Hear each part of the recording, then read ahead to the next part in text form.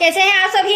I hope अच्छे होंगे, right. चलिए मैं होगी तो प्रजापति यूट्यूब चैनल पे आप सभी बच्चों का स्वागत करती हूँ और आज मैं आपके लिए लेके एक्सरसाइज 3.4 का क्वेश्चन नंबर सेकंड का 5th पार्ट, राइट। तो चलिए स्टार्ट करते हैं, ध्यान से समझिएगा और साथ ही लाइक शेयर करना मत भूलिएगा। ओके बच्चों, देखिए क्या कहना है। किराए पर पुस्तकें देने वाले किसी पुस्तकालय का प्रथम 3 दिनों का एक नियत किराया है, मतलब कि फिक्स किराया है, राइट। तथा उसके बाद प्रत्येक अतिरिक्त दिन का किराया अलग है।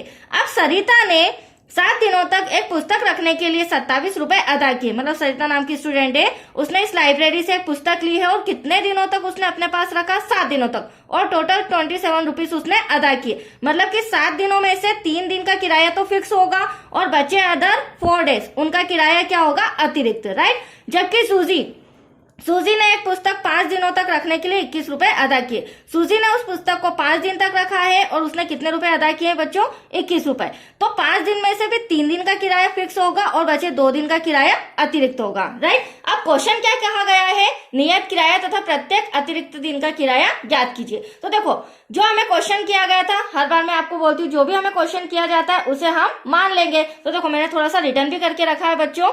माना कि नियत किराया जो कि 3 दिनों का है उसे हम x रुपए मान लेते हैं और अतिरिक्त दिन का किराया y रुपीस मान लेते हैं, ठीक है। अब पहले हमें सरिता के बारे में कहा गया। सरिता ने कितने दिनों के लिए पुस्तक ली है? 7 दिनों के लिए, और टोटल कितने रुपए दिए? 27 रुपए।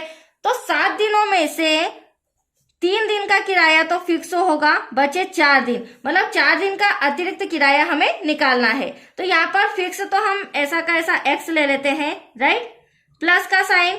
अतिरिक्त डेज का किराया 4, तो अतिरिक्त डेज को हमने क्या माना है? y, तो ये 4y हो जाएगा। और टोटल कितने रुपए दिए हैं? 27 रुपए। ये रहे, ये हो गया 27। क्योंकि एटलीस्ट हमें करना क्या है? इक्वेशन बनानी है, और जब तक इक्वेशन नहीं आएगी हम आगे सॉल्व नहीं कर पाएंगे। तो फर्स्ट इक्वेशन आ गई। अब सूजी का देखते हैं। सूजी ने एक पुस्तक 5 दिनों के लिए, तो अब हम 5 दिनों का निकाल लेते हैं। 5 दिनों के लिए 5 दिनों के लिए कितने रुपए अदा किए बच्चों? उसने 21 रुपए अदा किए।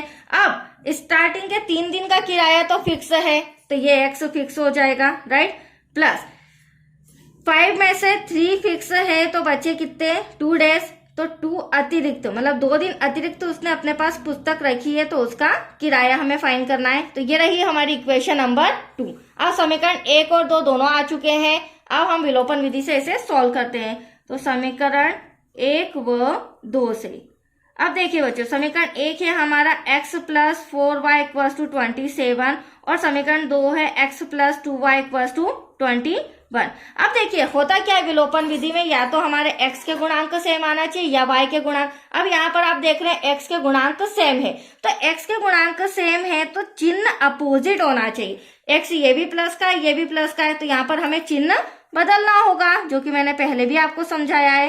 तो यहाँ लिखेंगे चिन्ह बदलने पर, तो ये हो जाएगा x जो प्लस का है वो माइनस का, ये प्लस का माइनस का, ये प्लस का माइनस का, तो प्लस का x माइनस का x कैंसल, राइट। अब ये 4y प्लस का है, ये 2y माइनस का है, 4 में से 2 गया तो 2y बचा, इक्वल्स टू 7 में से 1 गया तो 6 बचा, 2 में से 2 कैंसल, क्योंकि ये 27 प्लस का और ये माइनस का।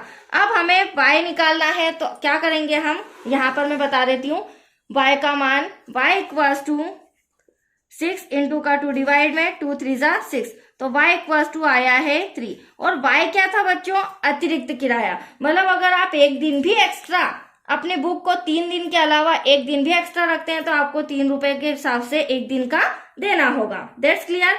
अब ये तो हो गया अतिरिक्त दिन का किराया। अब हमें नियत किराया निकालना है जो कि 3 दिन का फिक्स है। तो y का मान अब हम समीकरण 1 या 2 किसी में भी रख सकते हैं, मैं रख रही हूँ समीकरण 1 में, ठीक है।